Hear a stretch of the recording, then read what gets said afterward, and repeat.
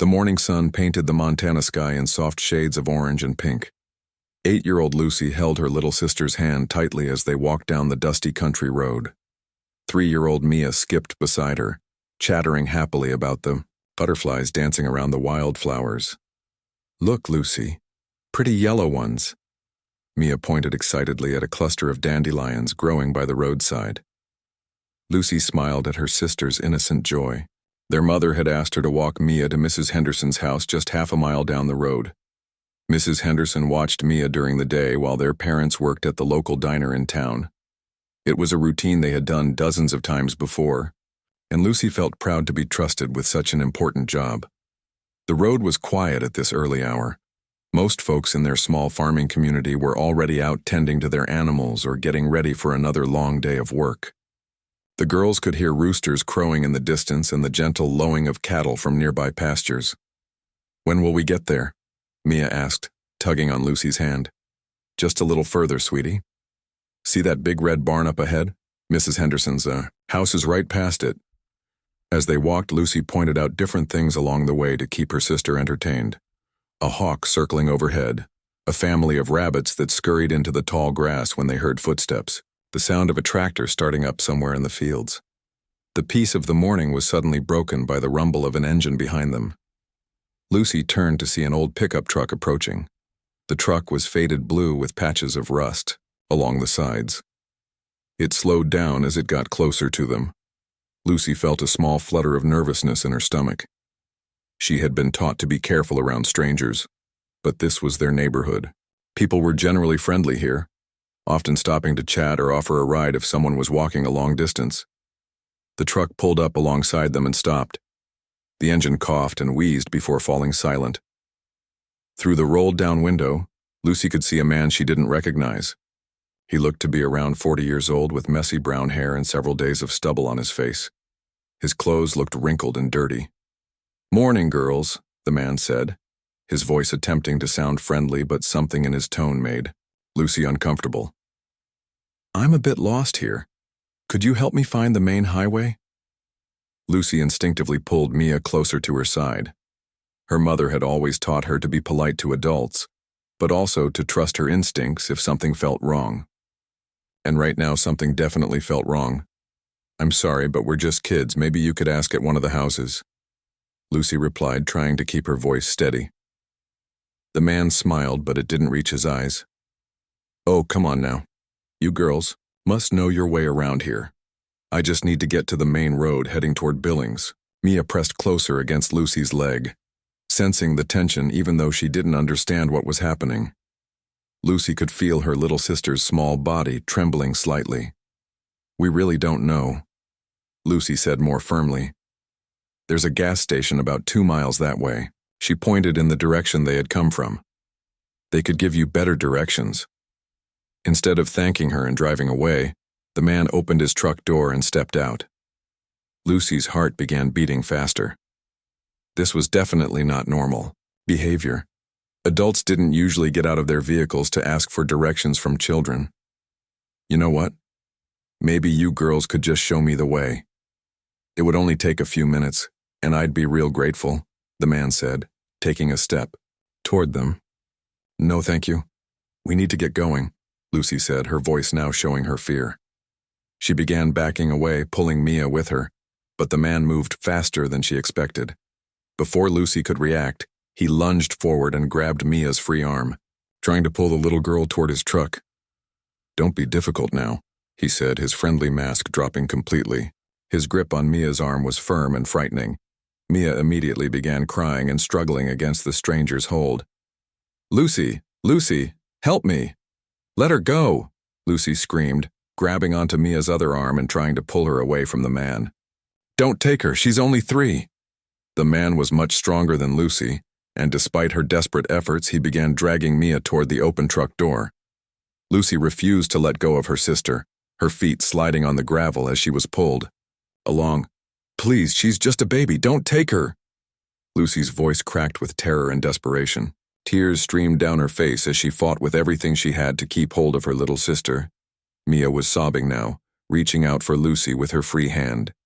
"I want Lucy. I want Lucy." The scene was terrifying. An innocent morning walk had turned into every parent's worst nightmare in a matter of seconds. Lucy felt helpless against the adult's strength, but she refused to give up. She would never let go of her sister, no matter what happened to her. The man cursed under his breath as he struggled with the two girls. He hadn't expected such resistance from an 8-year-old, and Mia's crying was getting louder by the second. He knew he needed to act fast before someone heard the commotion. "If you don't let go, I'll have to take both of you," he threatened. Lucy, his voice turning harsh and menacing, but Lucy's love for her sister was stronger than her fear. "I'll never let her go, never." The struggle continued on the dusty road, with Lucy's desperate pleas echoing across the quiet countryside. She prayed that someone, anyone, would hear them and come to help. The nearest house seemed so far away, and she didn't know how much longer she could hold on. Mia's cries grew more frightened as she sensed the real danger they were in. She didn't understand why this strange man wanted to take her away from Lucy, but she knew she didn't want to go with him. The morning that had started so peacefully had become a fight for their very lives. Lucy's small hands ached from gripping her sister so tightly, but she would endure any pain rather than let this stranger take Mia away from her. As the man continued trying to force them toward his truck, Lucy kept repeating the same desperate plea over and over. "Don't take her, she's only 3, please don't take her." She had no way of knowing that help was about to arrive from an unexpected source, or that her brave actions in these terrifying moments would soon be supported by someone with the strength and courage to turn the tide of this nightmare situation. Just 300 yards away from the terrible scene unfolding on the road, 52-year-old Jake Miller was working on fixing a broken fence post. The weather had been rough the past few weeks, and several sections of his property fence needed repair before his cattle wandered too far from home. Jake had been ranching this land for over 20 years. He was a big man with calloused hands and sun-weathered skin from decades of outdoor work. His neighbors knew him as a quiet, dependable person who would help anyone in need without being asked twice. As he hammered a new post into the hard ground, Jake heard something that made him stop mid-swing. It was the sound of a child crying. Not the normal crying of a kid who had fallen down or was having a tantrum. This was different. This was the sound of pure terror. Jake dropped his hammer and listened more carefully. Through the morning air, he could hear a young voice screaming words that made his blood run cold. "Don't take her. She's only 3. Without hesitation, Jake dropped all his tools and began running toward the road. His work boots pounded against the hard earth as he covered the distance as fast as his legs could carry him. Years of physical labor had kept him in good shape despite his age, and he moved with surprising speed. As he got closer, the scene became clear to him. A man he didn't recognize was trying to force 2 young girls into an old pickup truck. The older girl was fighting desperately to hold on to the younger one, both children crying and struggling against the stranger's grip. Jake's military training from his younger days immediately kicked in. 25 years ago, he had served as a Marine before returning home to take over his family's ranch. The instincts and quick thinking he had learned in the service had never fully left him. He could see that the man was much bigger than the children and was overpowering them easily. The little one looked to be barely more than a toddler, while the older girl appeared to be around 8 or 9 years old. The sight of someone threatening children on his watch filled Jake with a cold fury. "Hey!" Jake shouted as he approached the truck. His voice carried the authority of someone used to being obeyed. "What's going on here?" The stranger looked up, startled by the sudden appearance of another adult. He had been so focused on the struggling children that he hadn't noticed Jake's approach. The man's eyes darted between Jake and the truck, clearly calculating his options. "Just giving these girls a ride," the stranger said, trying to sound casual while still maintaining his grip on little Mia. They were walking alone on this dangerous road. Jake's experienced eyes took in the scene instantly. The older girl's tear-streaked face, the way both children were pulling away from the man, the stranger's nervous demeanor. None of it matched the story he was being told. "Girls, do you know this man?" Jake asked directly, keeping his voice calm but firm. "No," Lucy sobbed. "He's trying to take my sister. Please help us." That was all Jake needed to hear. He stepped forward. his imposing figure casting a shadow over the stranger. "Let go of those children. Right now." The man's grip on Mia loosened slightly, but he didn't release her completely. "Look, friend, this isn't your business. I'm just trying to help these kids get home safely. If you were helping them, they wouldn't be crying and trying to get away from you," Jake replied, moving closer. His hands hung loosely at his sides, but his posture showed he was ready to act if necessary. "I said let them go." For a moment, the two men stared at each other. The stranger was trying to decide if he could intimidate this newcomer into backing down. But Jake's steady gaze and confident stance made it clear that he wasn't going anywhere. "Lucy, when I tell you, grab your sister and run behind that big tree over there," Jake said quietly, nodding toward a large oak tree about 30 feet away. "Can you do that for me?" Lucy nodded through her tears, understanding that this man was there to help them. The stranger realized his plan was falling apart. He had been counting on the isolated location and the children's helplessness. The arrival of a strong, determined adult changed everything. "This is ridiculous," the man said, finally releasing Mia's arm. "I was just trying to be neighborly." "Now," Jake commanded. Lucy immediately grabbed Mia and ran as fast as she could toward the oak tree. The little girl stumbled once, but Lucy helped her up quickly, and they reached the safety of the large tree trunk where they huddled together.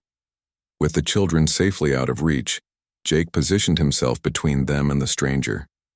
The man was now standing by his truck's open door, clearly debating whether to flee or try a different approach.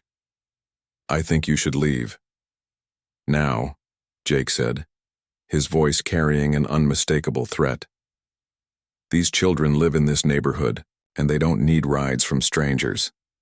The stranger looked past Jake toward the girls hiding behind the tree, then back at the rancher's determined face. He seemed to be weighing his options, but none of them looked good with Jake standing guard. "You're making a big mistake, friend," the man said, but his voice lacked conviction.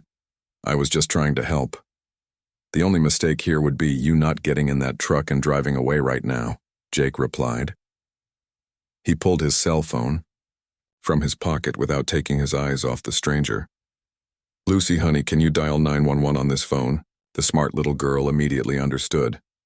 She ran over, took the phone from Jake's outstretched hand, and quickly dialed the emergency number before retreating back to her sister. The stranger heard Lucy talking to the emergency dispatcher and realized his time was running out. Whatever his original plan had been, it was now completely ruined.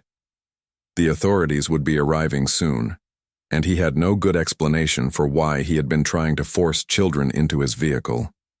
Jake stood his ground, ready to physically prevent the man from approaching the girls again if necessary. His years of ranch work had given him strength, and his military background had taught him how to handle dangerous situations. More importantly, his protective instincts had been fully activated by the threat to these innocent children. The stranger climbed into his truck and started the engine, which coughed and wheezed before finally turning over.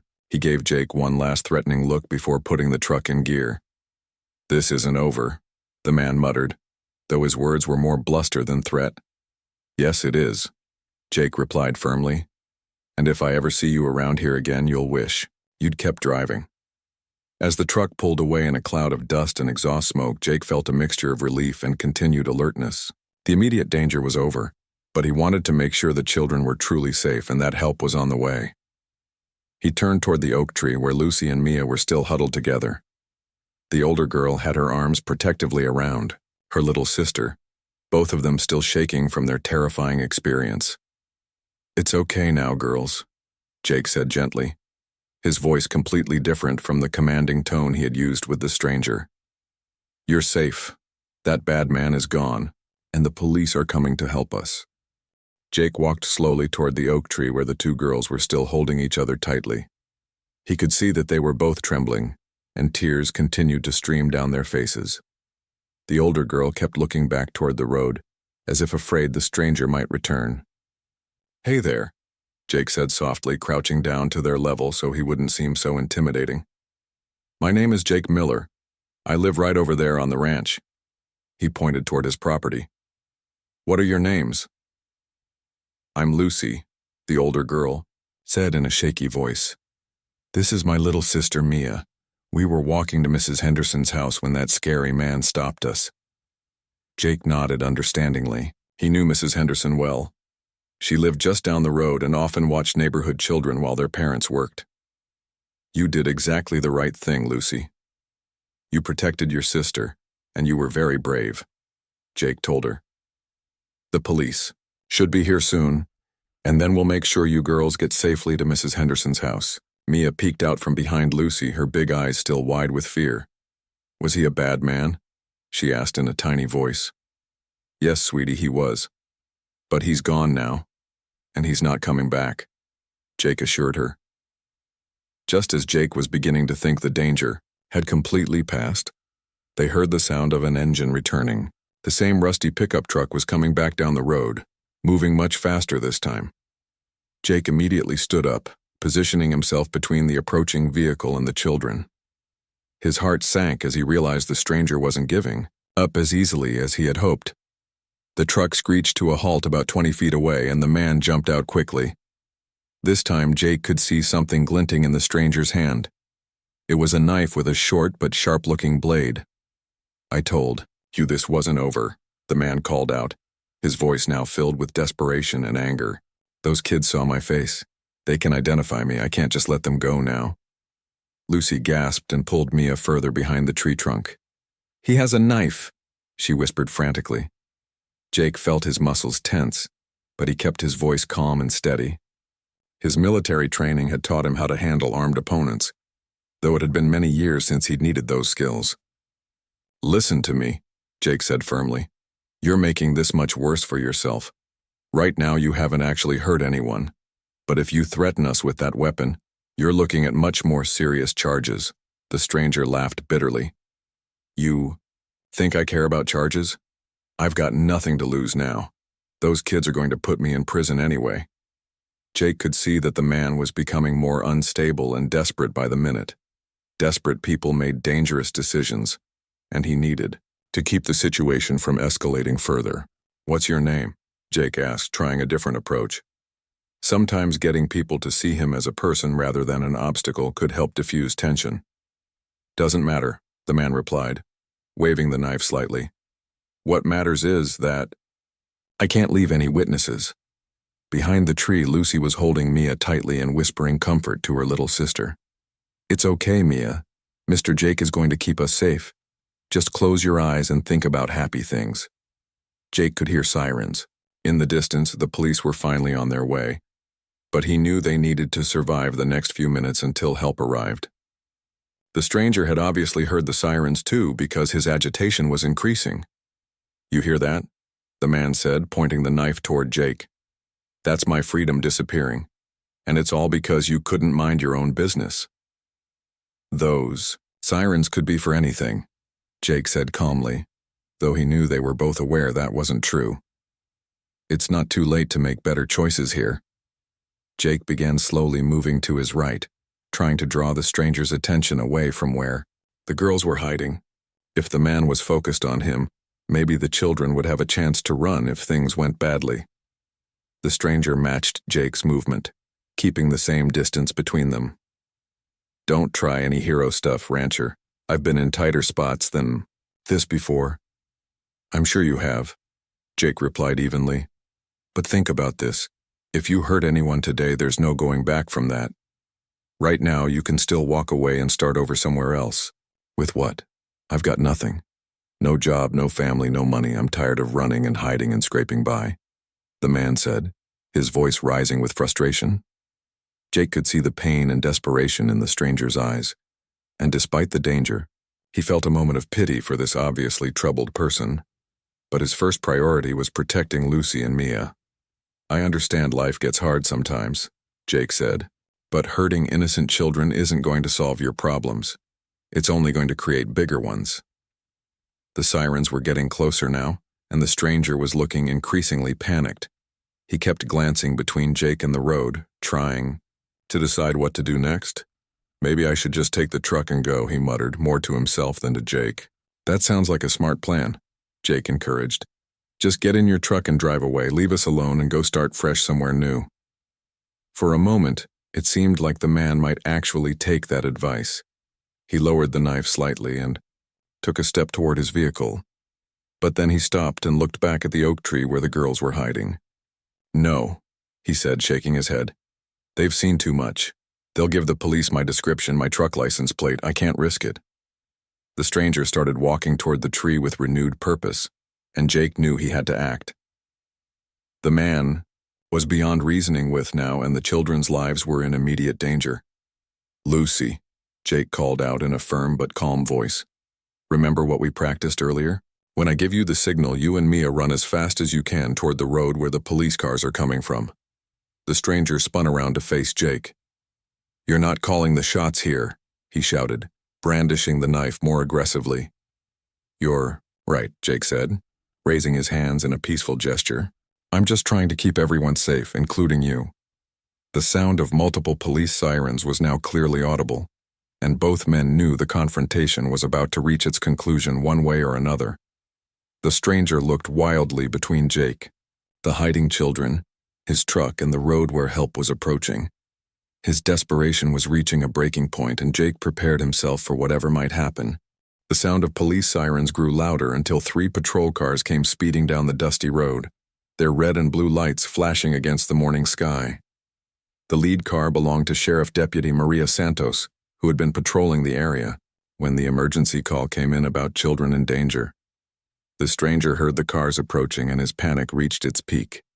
He looked frantically between his rusted truck, the knife in his hand, and Jake standing protectively near the oak tree. His original plan had been simple: grab one of the children quickly and disappear. Now he found himself surrounded with nowhere to run. "Drop the weapon and put your hands up," Deputy Santos shouted through her car's loudspeaker, as the patrol vehicles came to a halt in a wide semicircle around the scene.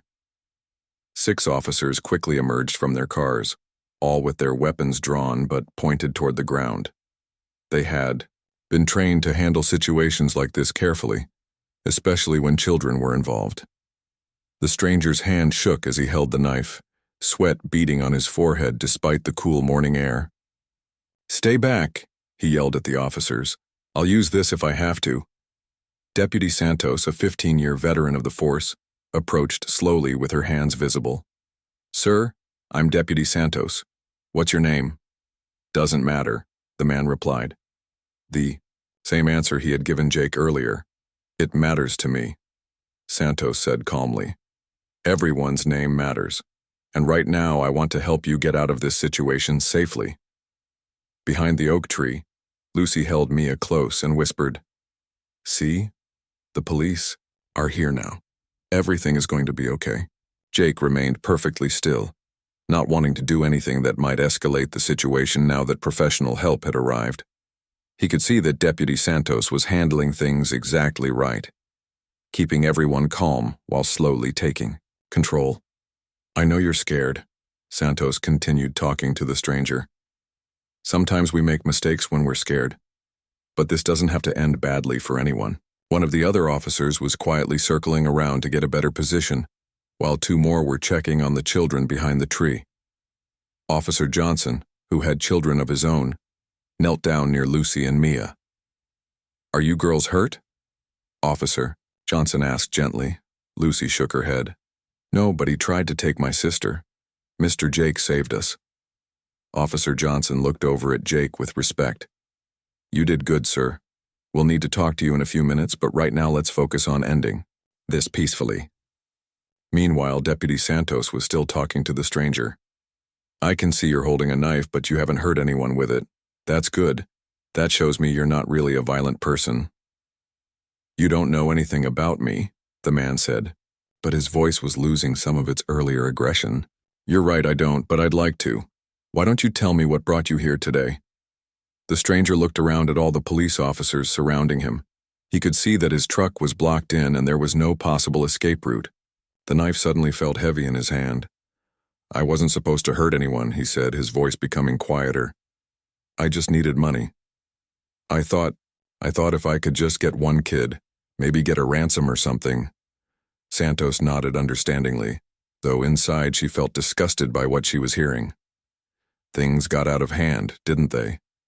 That happens sometimes. But look around. No one is hurt. These little girls are safe. You can still make this right. Jake watched the negotiation with admiration for the deputy's skill. She was managing to keep the situation from exploding while gradually getting the suspect to see reason.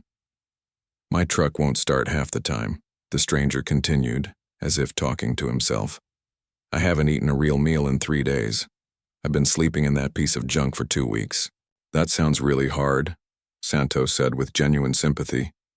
Being homeless, being hungry, that's tough on anyone. But hurting children isn't going to solve those problems. The man looked over at the oak tree where he could just see the edge of little Mia's pink jacket. For the first time since this whole thing started, he seemed to really understand what he had been about to do. She's just a baby, he said quietly, the knife dropping slightly in his hand. She is, Santos agreed. Her name is Mia, and she's only 3 years old. Her big sister Lucy was walking her to a neighbor's house. They were having a normal, happy morning until this happened. Tears began forming in the stranger's eyes as the reality of his actions hit him. I never hurt kids before. I'm not that kind of person. I believe you, Santos said, taking a small step closer. People do things they never thought they'd do, when they're desperate. But you stopped yourself. Even when you came back with that knife, you didn't actually hurt anyone. The other officers remained ready to act if needed, but they could see that Santos was making progress. The suspect's body language was changing from aggressive to defeated. What happens to me now? The man asked. Well, that depends partly on what you do next, Santos replied honestly. If you put down that knife and come with us peacefully, that's going to look a lot better than if we have to force you. The stranger looked at the knife in his hand as if seeing it for the first time. He seemed surprised that he was even holding it. I don't want to hurt anyone, he said, and for the first time his voice sounded completely sincere. Then don't, Santos said simply. Put the knife down and let us help you. Slowly, almost reluctantly, the man bent down and placed the knife on the ground. Then he straightened up and raised his hands above his head. I'm sorry. He called out toward the oak tree where the girls were hiding. I'm really sorry. 2 officers immediately moved in to secure the weapon and place handcuffs on the suspect.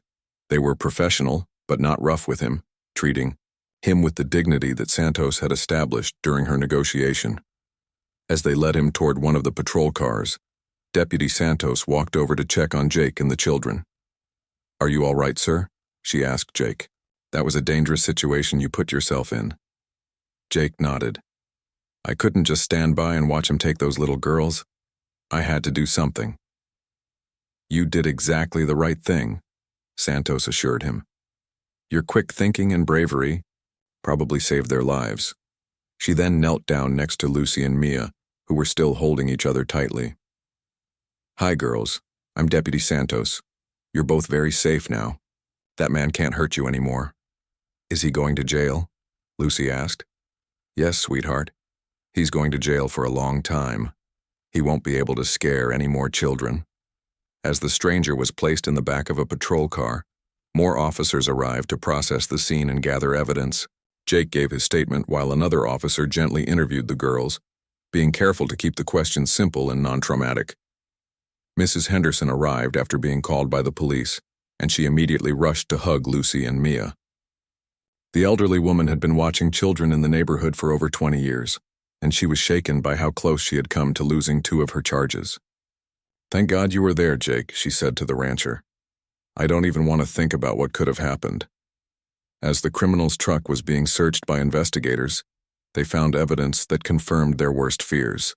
Maps of the area with schools and parks marked, a rope and duct tape, and most disturbing of all, photographs of other children who lived in nearby communities. Deputy Santos shared this information quietly with Jake while the girls were distracted by Mrs. Henderson's caring attention. Your intervention today didn't just save Lucy and Mia, she told him. There's evidence this man was planning to target other children as well. You may have prevented multiple kidnappings. Jake felt a chill run through him at the thought of how many families could have been devastated if this predator had succeeded in his plans. I just did what any decent person would do, he said modestly, That's where you're wrong, Santos replied. Most people would have called the police and stayed hidden. You put yourself in danger to protect children who weren't even your own. That takes a special kind of courage. As the morning progressed, the scene gradually returned to normal. The patrol cars drove away with their prisoner. The evidence was collected, and the road became quiet again. But for everyone involved, nothing would ever be quite the same. Jake had proven himself a hero. Lucy had shown incredible bravery in protecting her sister, and little Mia had experienced her first real taste of how dangerous the world could be. The story was far from over, though. In the days and weeks to come, the full impact of this morning's events would continue to unfold in ways none of them could have imagined. 3 months had passed since that terrifying morning on the dusty Montana road. The small farming community had slowly returned to its normal rhythm of seasonal work and quiet living. But the events of that day had left lasting changes in everyone involved. Jake Miller found himself something of a local celebrity, though he remained uncomfortable with all the attention. The story of the brave rancher who saved 2 little girls had spread far beyond their small town. Reporters from 3 different newspapers had come to interview him, and a television news crew had even driven out from Billings to film a segment about local heroes. I still don't understand what all the fuss is about, Jake told his neighbor Pete Wilson as they repaired fence together on a warm afternoon. Any decent person would have done the same thing. Pete shook his head with a smile. That's exactly why you're a hero, Jake. You don't even realize how special what you did was. The truth was that Jake's actions had rippled out far beyond that single morning. The investigation into the man who had tried to kidnap little Mia had revealed a much larger criminal operation. The suspect, whose real name turned out to be Robert Dennis, had been wanted in connection with 3 similar attempted kidnappings in neighboring states. Detective Williams from the state police had driven out to Jake's ranch the previous week to update him on the case. When we searched his truck and the motel room where he'd been staying, we found detailed plans for targeting children in at least 6 different communities, Detective Williams explained. He had photos, schedules of when kids walked to school, maps marking playgrounds and bus stops. Your intervention didn't just save Lucy and Mia. It prevented what could have been a series of kidnappings across the entire region. Jake had felt sick to his stomach learning about how organized and calculated Dennis's plans had been. The man hadn't been a desperate drifter making a spontaneous bad decision. He had been a predator systematically hunting vulnerable children. Meanwhile, Lucy and Mia were slowly healing from their traumatic experience with the help of their family, their community, and a child psychologist who specialized in helping young victims of attempted crimes. Lucy had initially struggled with nightmares and anxiety about walking anywhere alone. She kept looking over her shoulder and jumping at unexpected sounds. But with patient support from her parents and counseling, she was gradually regaining her confidence. The doctor says it's normal for me to feel scared sometimes, Lucy explained to Jake during one of her visits to his ranch. But she also says I was very brave that day, and being brave doesn't mean never being scared. Jake nodded approvingly. That's exactly right, Lucy. Courage isn't about not feeling afraid. It's about doing the right thing even when you are afraid. 3-year-oldie. Mia had bounced back more quickly, as young children often do. She didn't fully understand the severity of what had almost happened to her, which in some ways was a blessing. To her, it was simply the day a bad man tried to take her away from Lucy, but the nice cowboy made him leave. The relationship between Jake and the girl's family had grown into something beautiful. Lucy's parents, Maria and Carlos Rodriguez, had been overwhelmed with gratitude for Jake's heroic actions. They had initially tried to find ways to repay him, but Jake had firmly refused any reward. Having those girls safe is all the payment I could ever want, he had told them. Instead, a different kind of relationship had developed. Lucy and Mia had begun visiting Jake's ranch regularly, helping with small chores and learning about farm life. Jake, who had never married or had children of his own, discovered that he loved having young people around. Mr. Jake, can we feed the chickens today? Mia would ask eagerly during each visit, her earlier trauma seemingly forgotten in the excitement of farm adventures. Lucy, now 9 years old, had become genuinely interested in ranching. She learned how to brush the horses, collect eggs, and even help with basic repairs around the property. Jake was amazed by her quick learning and natural instincts with the animals. "You know, Lucy," Jake told her one afternoon as they watched cattle grazing in the pasture, "if you keep this up, you might make a fine rancher yourself someday." Lucy beamed with pride at the compliment. Having Jake's respect and friendship had helped rebuild her confidence in ways that surprised everyone, including the child psychologist who was treating her. The community itself had also changed in positive ways following the incident. Parents were more aware of potential dangers, but rather than becoming fearfully overprotective, they had organized practical safety improvements. A neighborhood watch program was established, with Jake serving as one of the coordinators despite his natural shyness about leadership roles. Volunteers took turns patrolling the rural roads during times when children were typically walking to and from school or community activities. The local school district had also implemented new safety protocols, including a buddy system for young children and better communication systems for reporting suspicious activities.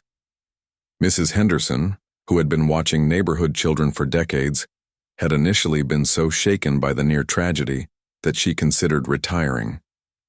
But with the new safety measures in place and the support of parents like Maria and Carlos Rodriguez, she decided to continue her valuable service to the community. "Those little girls have taught me that we can't live in fear," Mrs. Henderson explained to her friend at the grocery store. "What we can do is look out for each other and be prepared." 6 months after the incident, Jake received a letter that surprised him more than all the newspaper interviews and community recognition combined. It was from the governor of Montana, informing him that he had been selected to receive the state's highest civilian honor for heroism. The governor's award for extraordinary courage is presented to individuals who risk their own safety to protect others, demonstrating the finest qualities of citizenship and human compassion, the letter read. Jake sat on his front porch reading the letter while Lucy and Mia played with his old border collie, Rusty, in the yard. The formal ceremony would be held at the state capitol, with his family and friends invited to attend. "What's that, Mr. Jake?" Lucy asked, noticing the official-looking envelope. "It's just some fancy award thing," Jake replied, still not comfortable with being called a hero. But Lucy's face lit up with excitement. "Are you going to be on TV again?" "I hope not," Jake laughed. "I think I've been on TV enough for one lifetime." The award ceremony turned out to be a bigger deal than Jake had expected. Not only were Maria and Carlos Rodriguez there with their daughters, but dozens of community members had made the trip to the Capitol to support him. When the governor presented Jake with the medal and certificate, the applause from the audience was long and heartfelt. Jake's acceptance speech was characteristically brief and humble. "I didn't do anything special," he said into the microphone, clearly uncomfortable with all the attention. "I just helped some kids who were in trouble. That's what neighbors do, for each other." But as he looked out at the crowd, seeing Lucy and Mia in the front row beaming with pride, Jake realized that maybe what he had done was more significant than he had understood. A year later, the impact of that morning was still growing. The story had inspired other communities to strengthen their child safety programs. Detective Williams had used Jake's quick thinking as a case study in training sessions for other law enforcement agencies. Most importantly for Jake personally, his relationship with Lucy and Mia had evolved into something like that of a grandfather and his granddaughters. The girls visited his ranch at least twice a week, helping with chores and learning life skills that would serve them well regardless of what careers they eventually chose. Lucy, now 10, had become an accomplished horseback rider and was teaching her little sister the basics. Mia, at 4, was fearless around the farm animals and had appointed herself the official chicken feeder. "You know what I want to be when I grow up?" Lucy announced to Jake one afternoon as they repaired a gate together. "What's that?" Jake asked, expecting her to say she wanted to be a rancher. "I want to help keep kids safe like you did for us. Maybe I'll be a police officer like Deputy Santos, or maybe I'll teach kids about being safe." Jake felt a surge of pride and emotion. "That sounds like a perfect job for someone as brave and smart as you are." The criminal who had threatened their Peaceful Lives was now serving a 30-year prison sentence with no possibility of parole. The evidence found in his possession had connected him to several other crimes, ensuring that he would never again have the opportunity to harm children. But rather than focusing on the darkness that had briefly touched their lives, Jake and the Rodriguez family had chosen to build something positive from the experience. Their story had become one of hope, community strength, and the power of ordinary people to do extraordinary things when faced with evil. As Jake watched Lucy and Mia playing in his yard on a beautiful summer evening, their laughter echoing across the pasture, he reflected on how much his life had changed. What had started as a terrible morning had somehow led to some of the best months and years of his life. The girls had given him a sense of purpose and family that he had never experienced before, and he had given them something equally valuable,